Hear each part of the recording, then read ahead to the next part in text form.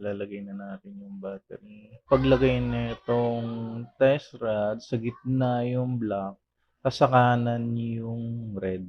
Tapos meron tayong 9 volts battery. So yun, lalagay natin sa 20. So dapat mas mataas yung DC natin. Okay? Kung titignan nyo ay 6.8 lang siya. Ibig sabihin sira yung battery natin. No? So ito yung 1.5 battery natin. No?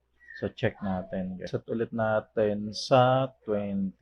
And 1.51. So ibig sabihin yan guys is good yung tester natin. Good yung battery natin.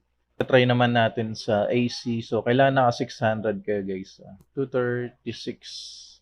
So, minsan tumataas yan, minsan bumababa, guys. So, kung saan siya nabibili? Sa Yellow Basket, link in comment, and link in my bio. Okay?